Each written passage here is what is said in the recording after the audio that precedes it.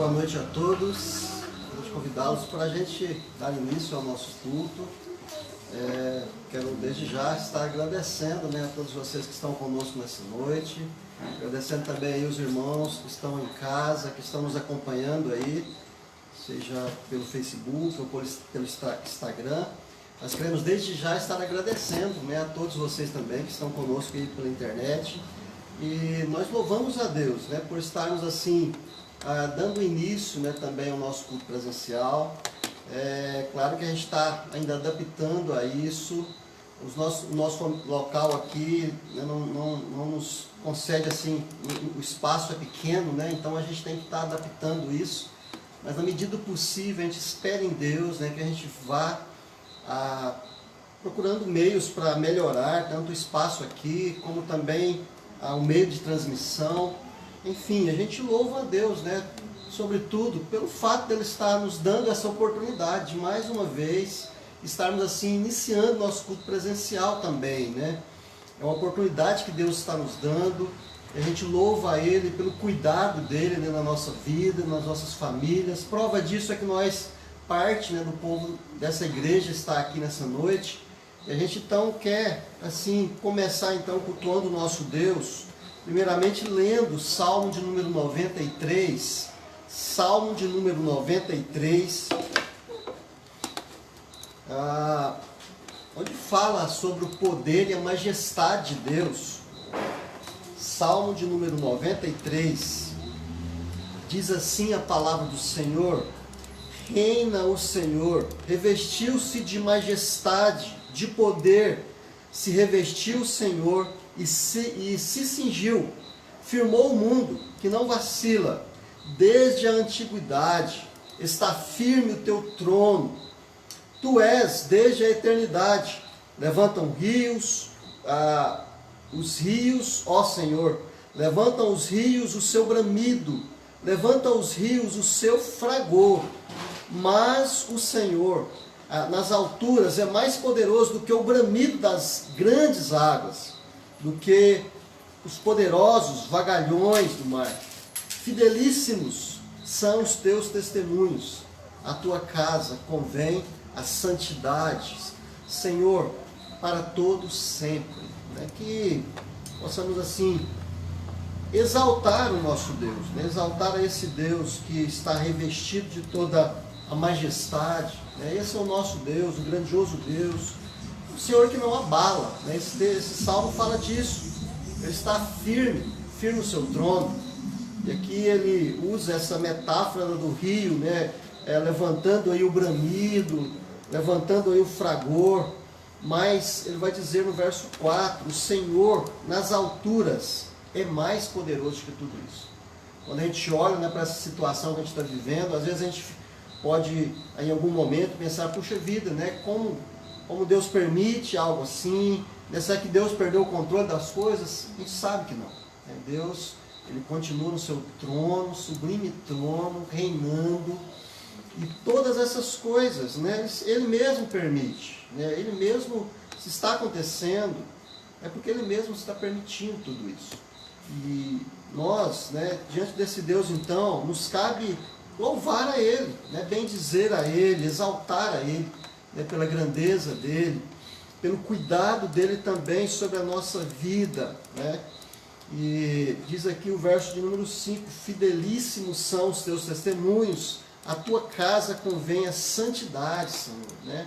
Que Deus assim nos ajude também a viver em santidade, nos ajude a proclamar e a dar também testemunho de tudo aquilo que Ele tem feito, tanto do cuidado dEle sobre nossas vidas, como também da própria palavra do nosso Deus. Eu convido você para a gente exaltar assim o Senhor, cantando esse cântico grande ao Senhor e digno de todo louvor.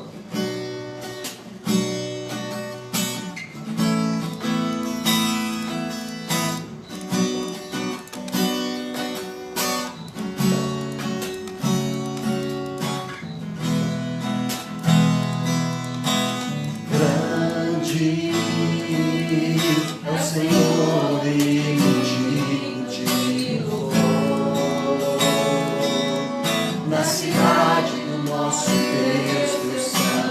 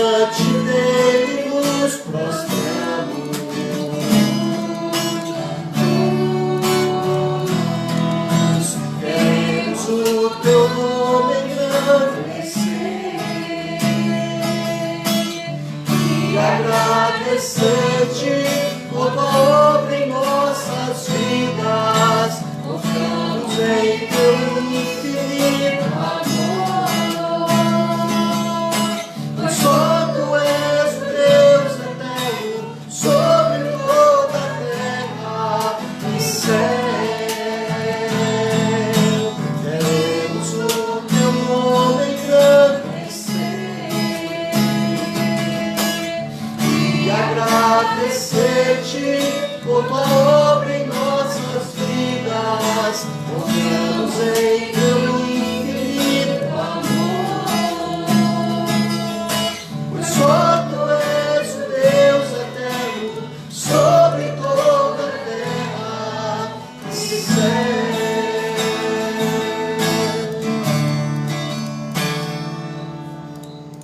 Vamos orar, vamos falar com o nosso Deus.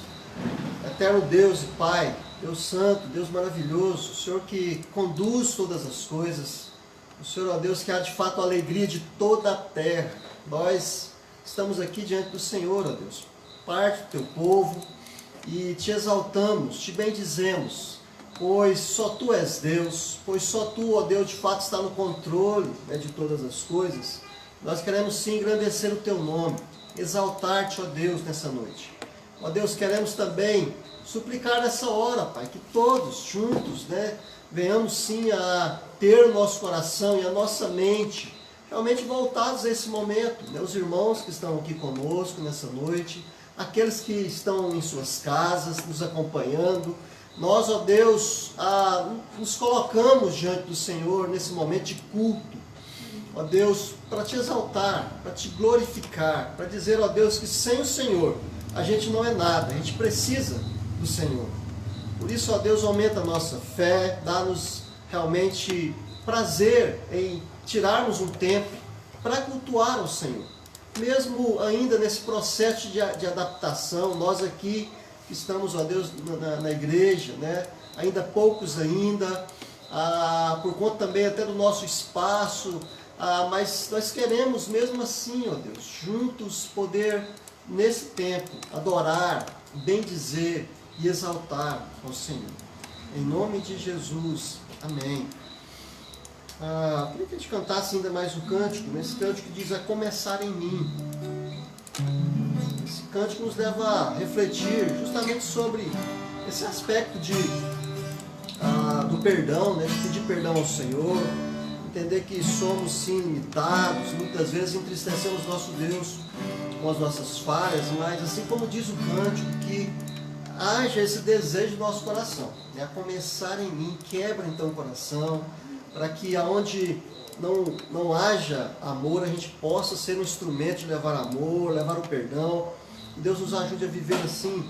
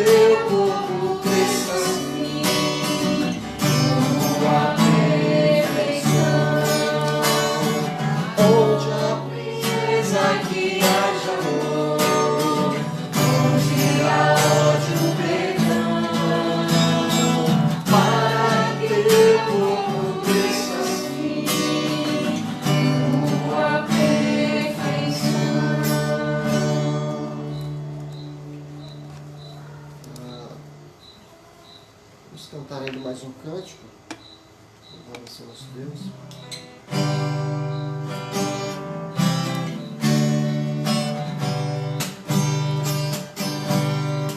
Mesmo perfeito como eu sou, quero abrir meu coração e te louvar, te engrandecer, pois só tu és o meu Senhor, mesmo sabendo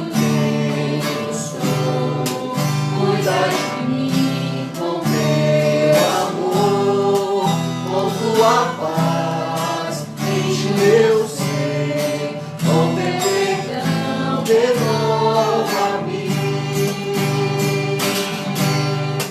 Sei que tu estás aqui, há uma expressão de amor, sinto tua presença em mim, quero te louvar.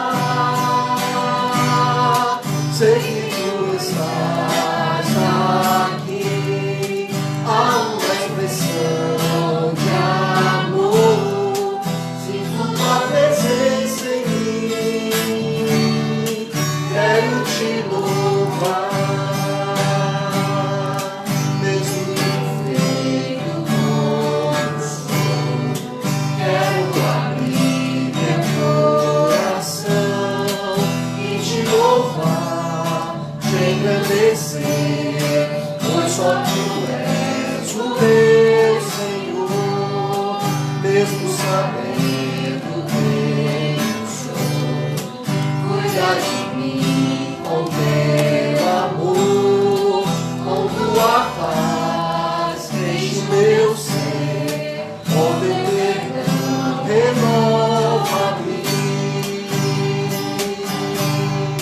Sei que tu estás aqui, há uma expressão de amor, sinto tua presença em mim, quero te louvar. Sei que tu estás aqui, há uma expressão de amor, sinto tua presença em mim, quero te louvar.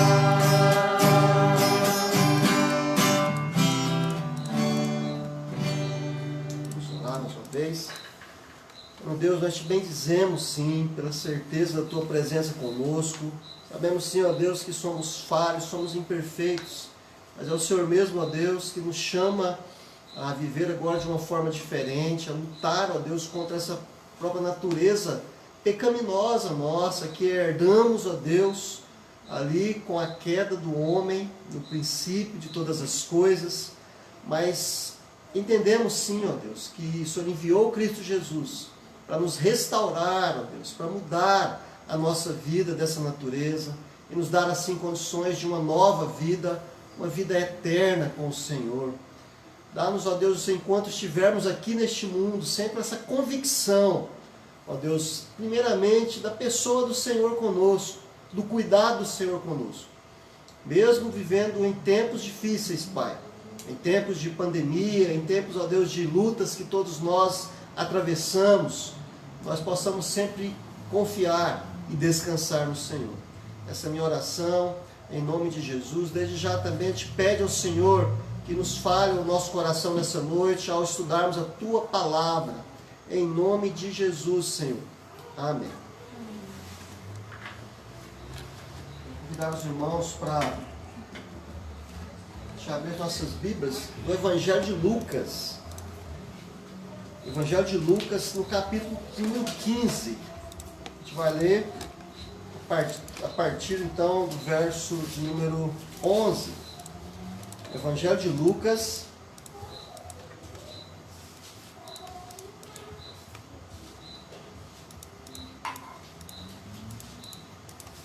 capítulo 15, a partir do verso número 11.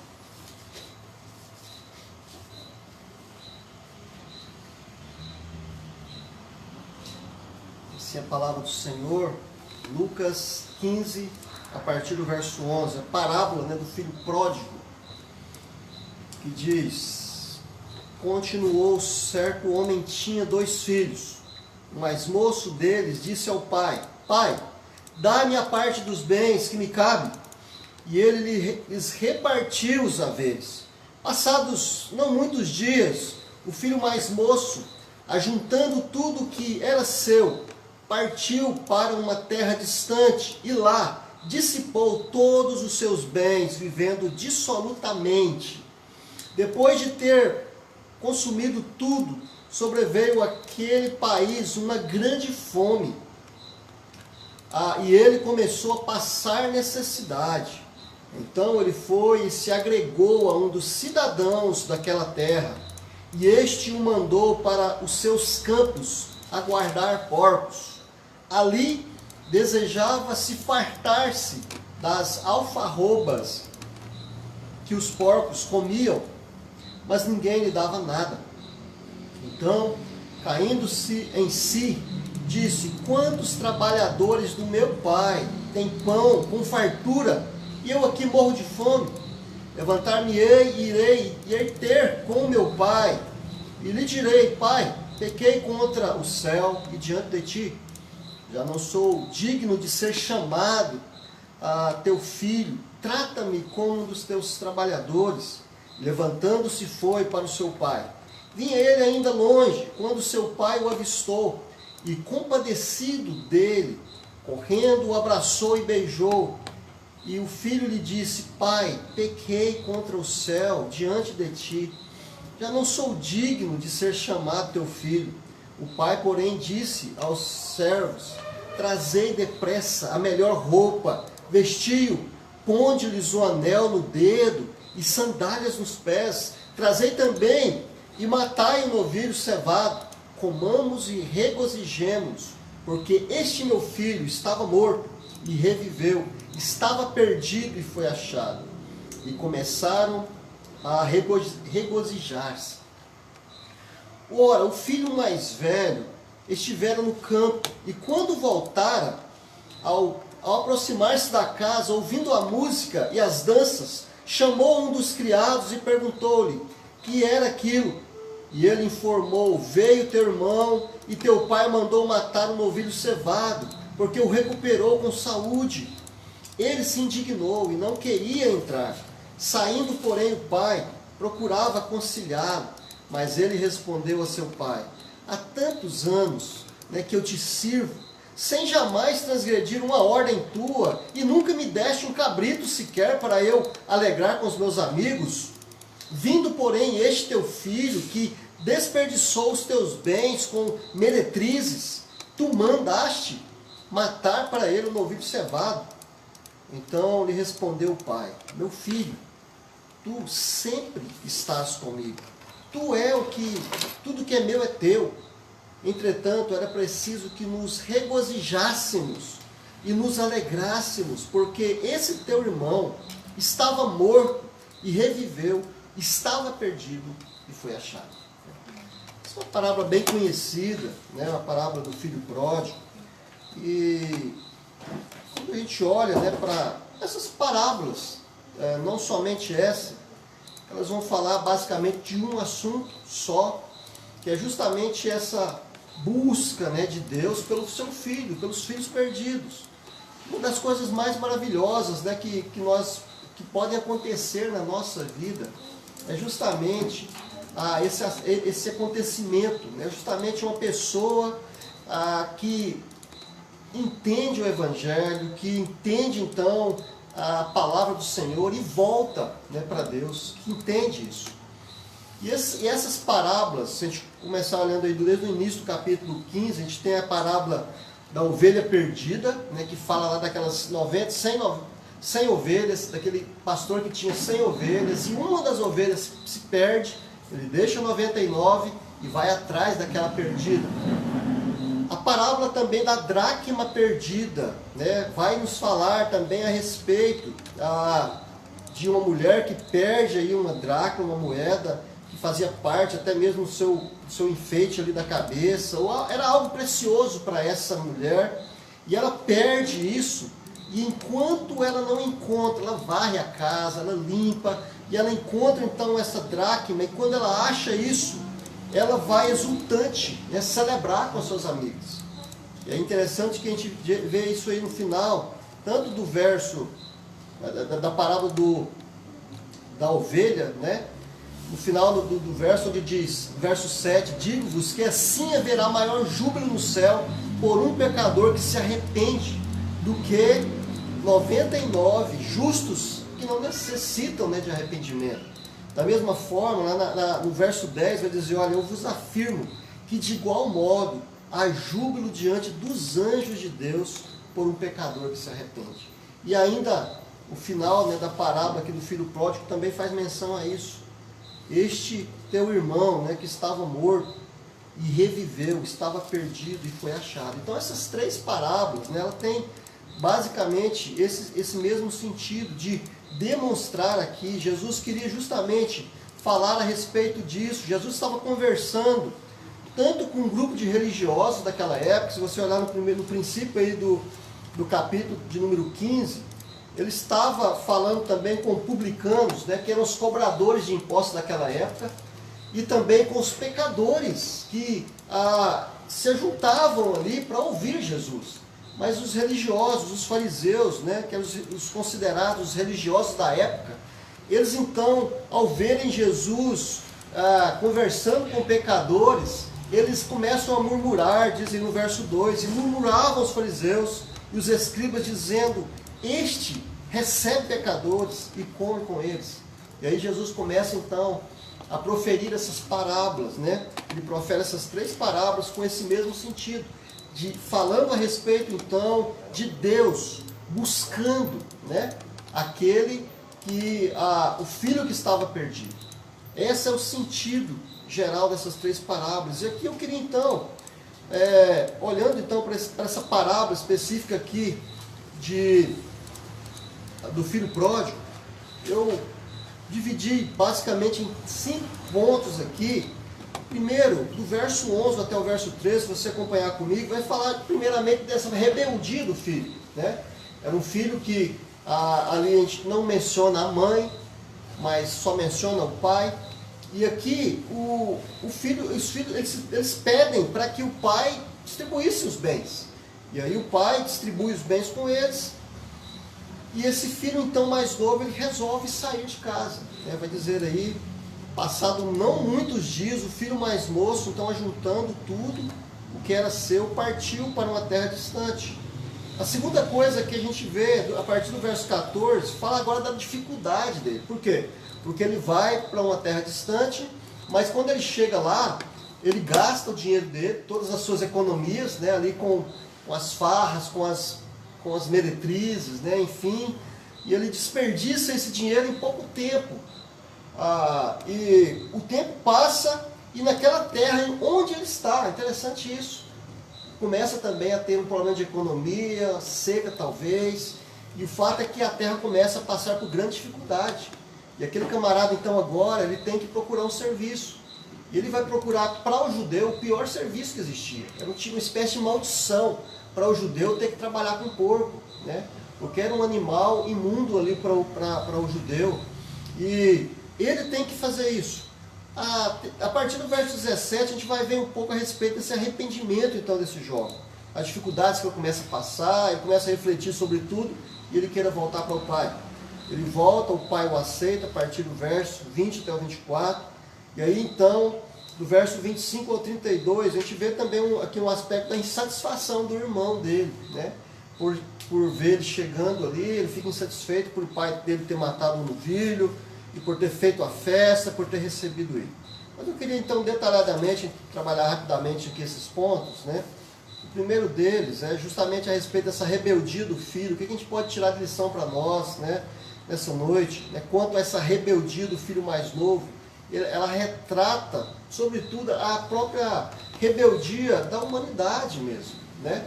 O ser humano, por si só, ele é rebelde, né, a Deus, ele é rebelde às coisas de Deus. Basta a gente lembrar então de onde começa tudo isso. A gente relembrar que isso começa lá no Jardim do Éden. Antes, né, do homem pecar, tudo estava tranquilo. Deus vinha todas as tardes ali, se relacionava com o homem, né, o homem se achegava diante de Deus tranquilamente. Mas a partir do momento em que ele desobedece uma ordem ali que Deus havia dado para eles: olha, no dia que vocês comerem daquela fruta, né, que lhe dará conhecimento do bem e do mal, vocês morrerão. E essa morte, ela implica justamente esses três aspectos, que é da separação, né, nossa com Deus, a morte física, que é a nossa separação daqui, Todos nós passamos por isso, vai chegando um tempo, não tem choro, alguns vão mais jovens, outros mais de idade, ou seja, em determinado momento a vida não tem mais como se resistir, né? O corpo não vai chegando o tempo, passando dos 70, 80, não vai tendo mais recurso. Às vezes chegam alguns a 100, 105.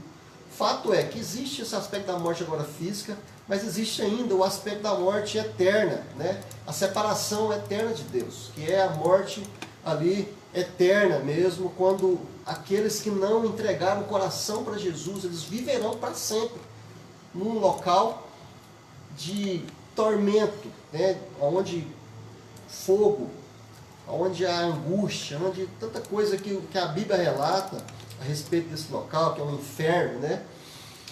São esses três aspectos.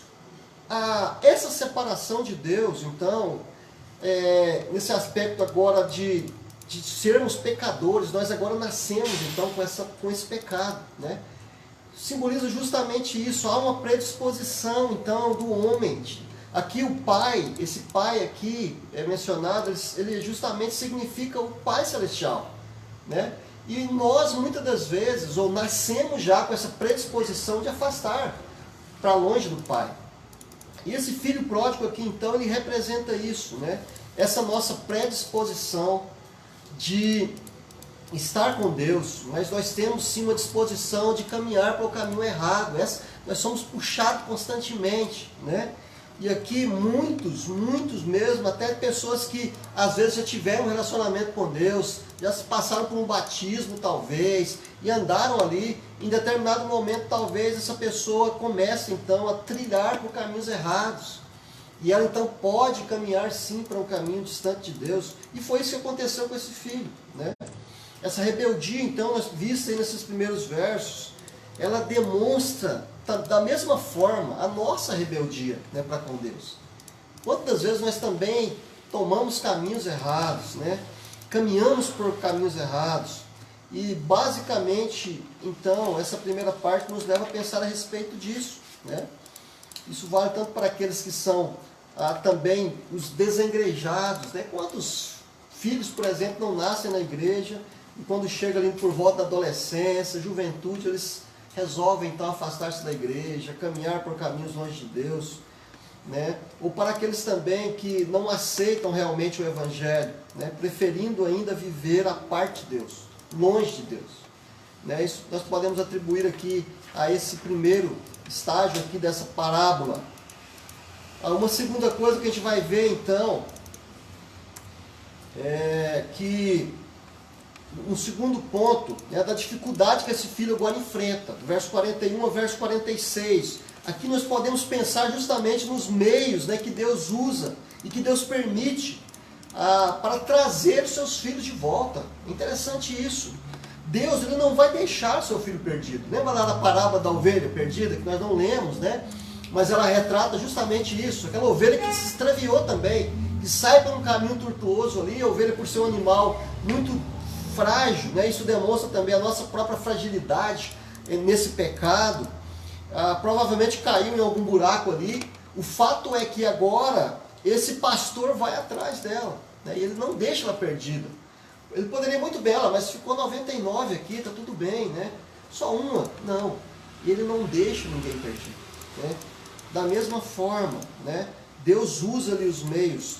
O verso vai dizer ali no verso 14 que depois de ter consumido tudo, sobreveio naquele país uma grande fome, né? Uma grande fome sobreveio naquela terra. Não dá detalhes, né, sobre o que pode ter levado aquela terra a ter passado por fome. Talvez o problema econômico mesmo, até mesmo a questão da seca, que aconteceu ali, afetando a economia, uma recessão econômica, enfim, fez com que agora aquele rapaz, ele que tinha gastado seu dinheiro, né, todo, se ele ainda tivesse guardado seu dinheiro, talvez seria uma oportunidade até dele ganhar com aquilo, né, no momento de crise.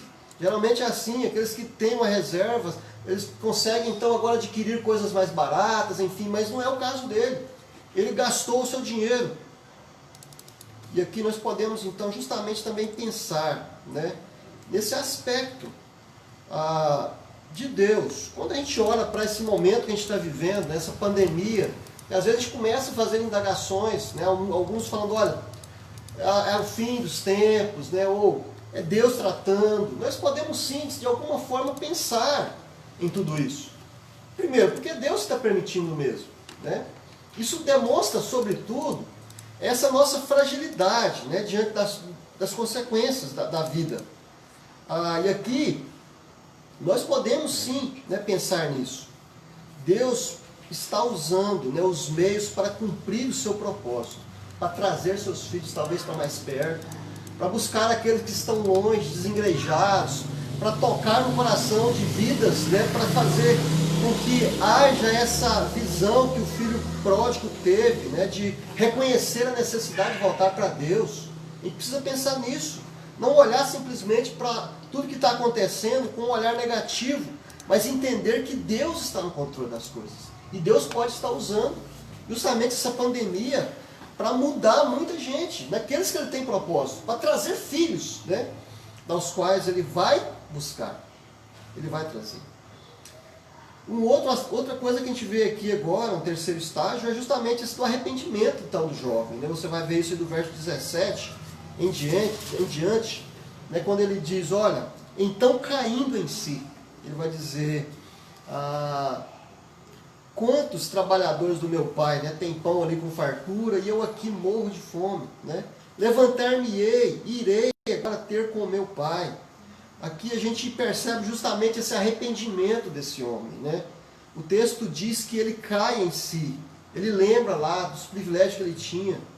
Depois ele reconheceu que havia pecado, né, contra o seu próprio pai, pequei, né, contra o céu, né? E é essa basicamente o que acontece muitas vezes também, né, com a nossa vida, quando nós estamos longe de Deus, quando a gente passa talvez por dificuldades aqui, encaixa um pouco com a realidade da minha própria vida, né, da minha conversão, por exemplo. Eu me lembro que também na juventude eu afastei do Senhor, eu andei por caminhos longe de Deus, e quanto mais eu tentava permanecer naquele lugar, mais Deus pesava a mão, né? Tudo que eu mexia não dava certo, eu trabalhava igual um louco mesmo, e as coisas não iam para frente, né? Mas em determinado momento eu caí em si, percebi, olha, puxa vida, né, o que eu estou fazendo com a minha vida? Eu sei que voltar para Deus é a melhor coisa que pode acontecer para mim. Né? Eu me lembro que foi difícil isso, mas o dia que Deus realmente me fez fazer como aconteceu com esse jovem aqui, eu então caí em si, né? Eu caí no meu sentido, e o mais depressa eu voltei para Deus. A gente vai perceber isso em vários momentos da história, da palavra do Senhor, né? E aqui, se a gente olhar no próprio Lucas mesmo, no capítulo 18, tem aqui, aliás, 19, né?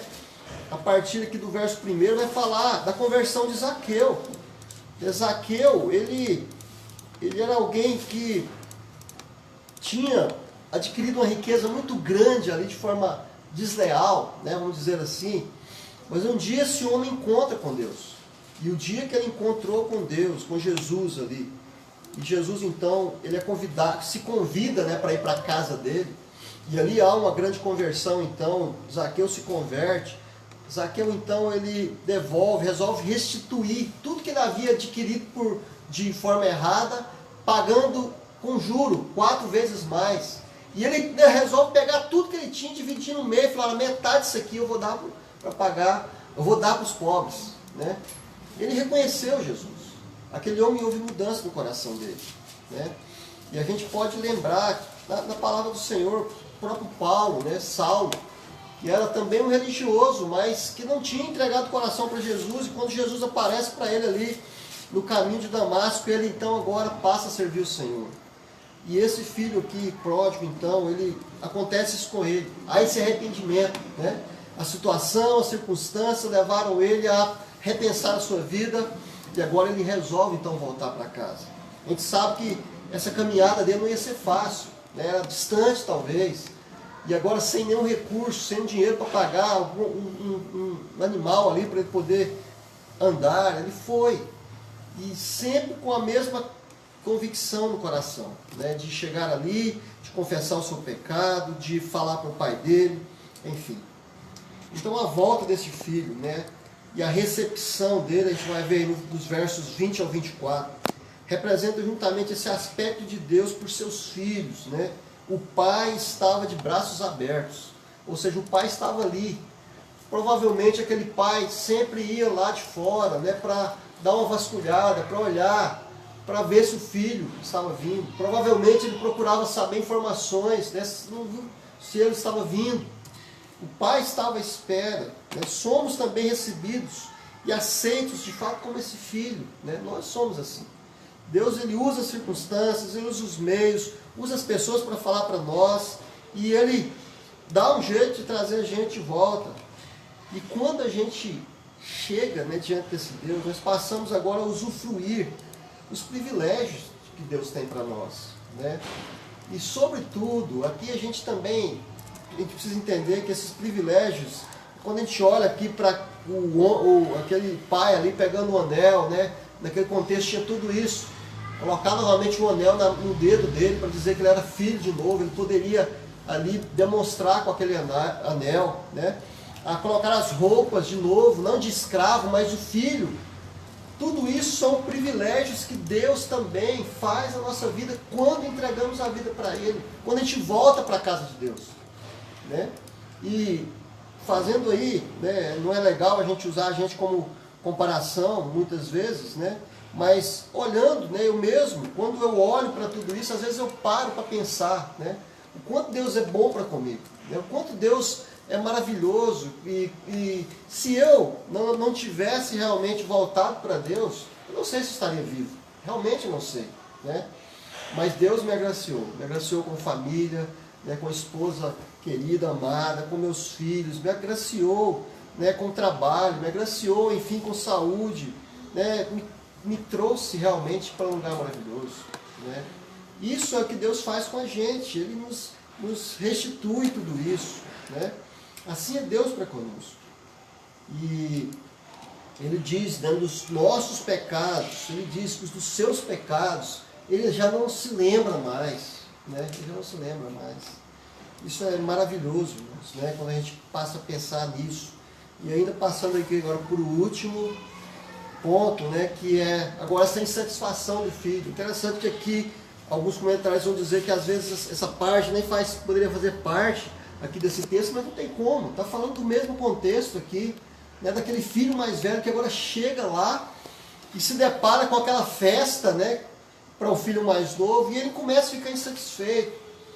A gente precisa entender aqui que essa palavra aqui, talvez, Jesus estava dizendo para aqueles fariseus, né? Porque eles se achavam melhores, eles se colocavam no local como se fosse eles os que tinham a salvação e mais ninguém, né? E ela pode ser aplicada talvez para eles. Jesus poderia até estar mencionando essa parábola, né? Esse final, para dar uma cutucada neles mesmo, né? Mas a gente aprende com essa parte, irmãos, né? Justamente esse aspecto também de nós como cristãos, né? Nós precisamos nos alegrar com as pessoas que chegam, né, para perto de nós, né? Por mais que às vezes se você vê um indivíduo que era daqueles que já fez muita coisa ruim com todo mundo, com você talvez, mas se essa pessoa realmente converteu o Senhor, nós precisamos nos alegrar, né?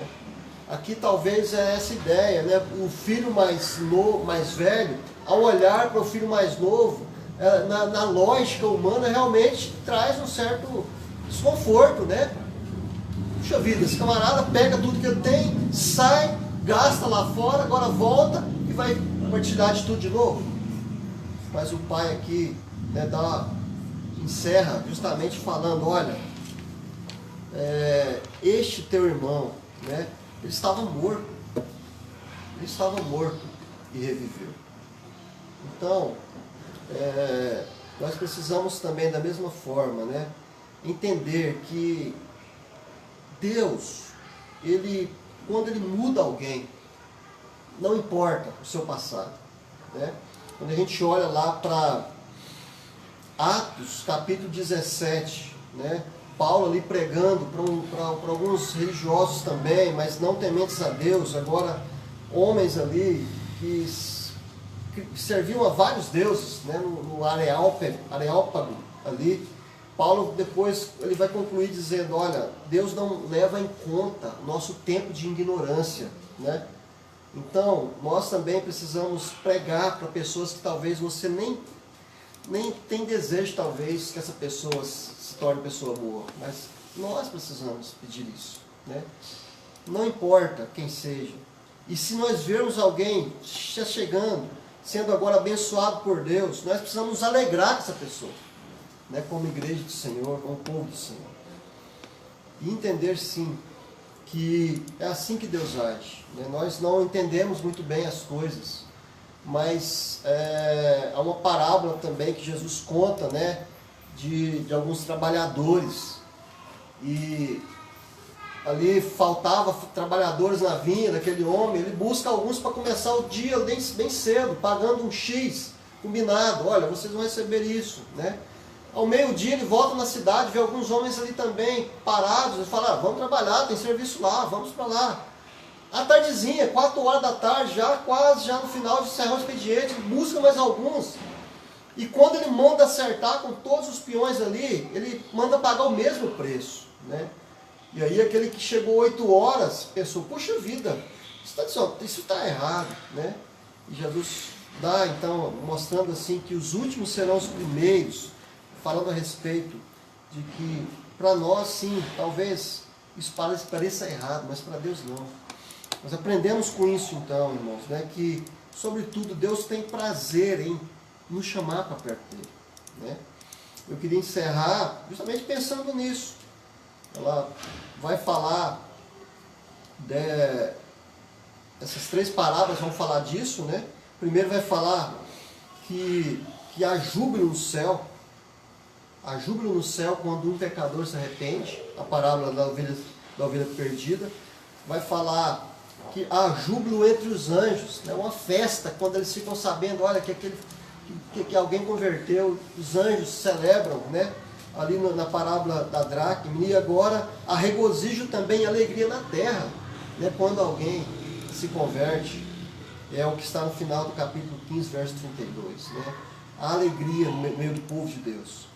Então, que Deus, assim, irmãos, nos ajude a olhar para as circunstâncias que estamos vivendo, né? A olhar para os detalhes da nossa vida e querer a cada dia mais, né? Nos envolver mais com o Senhor, né? Observar aonde nós temos deixado realmente de servir ao Senhor, e assim como esse filho, nos arrepender imediatamente quando errarmos, né? Entender que o nosso Deus, Ele tem prazer em nos receber novamente, de sarar ali as nossas feridas, né? De fazer agora a gente caminhar em novidade de vida. É isso que Deus quer para nós, né? Algumas aplicações aqui, né? Nunca saia da presença de Deus. Nunca saia, se em algum momento seu coração tendenciar para isso. Busca ajuda com o irmão, busca ajuda com o pastor, busca ajuda de alguma forma, mas não permita, né, ir para longe, como foi aquele filho pródigo, de tomar um caminho, de afundar lá no pecado, né? E nós precisamos então pedir ajuda ao Senhor para nunca deixar Ele. Aceite a repreensão do Senhor também. Às vezes Deus trata conosco, né, de alguma forma, quando estamos andando de alguma forma errados. Aceite essa repreensão, né? E nós precisamos entender que somos sujeitos a errar, mas precisamos aceitar a repreensão de Deus. Se perceber então que a gente errou, volte imediatamente, né? Tenha essa consciência que teve o filho pródigo. Olha, na casa do meu pai, lá eu vou ser muito mais bem tratado, mesmo sendo o mais pequeno ali dos servos, né? E alegre-se sempre, né, com a chegada de alguém que se converteu. Louve ao Senhor, exulte juntamente com essa pessoa, né? A gente que vai cantar um cântico aqui ainda, rapidinho, para encerrar esse momento.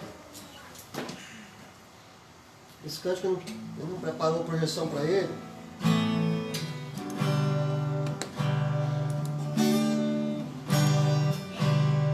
Vem desfrutar do amor de Deus.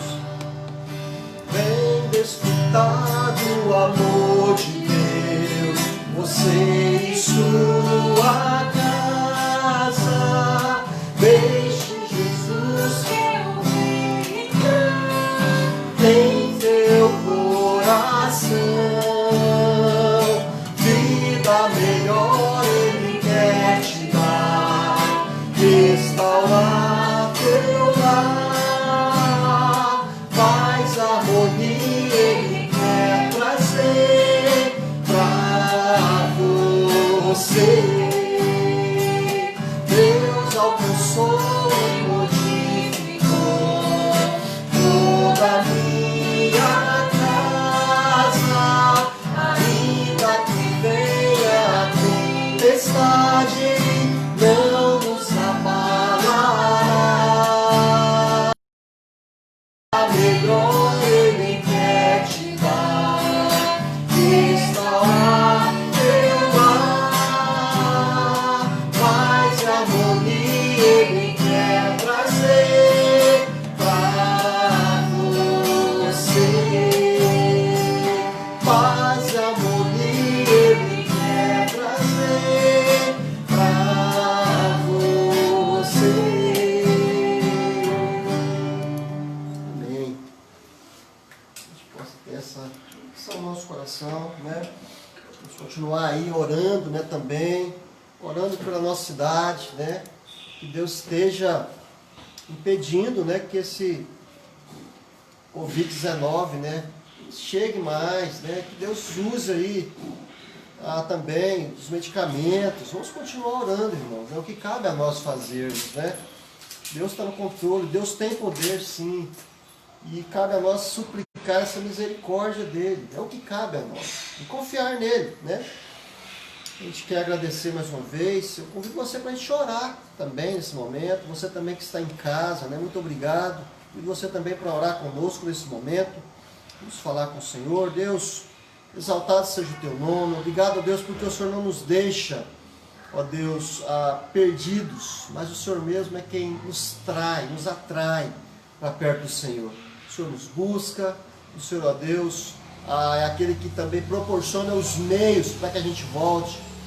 Ó Deus, em nome de Jesus, nessa noite, eu coloco a vida de cada um, daqueles que estão conosco e nos acompanhando pela internet. Ó. Se existe alguém que está longe da casa do Pai, se existe alguém, ó Deus, que ainda não entregou o coração para Jesus, em nome do Senhor mesmo, ó Deus, toque nesse coração.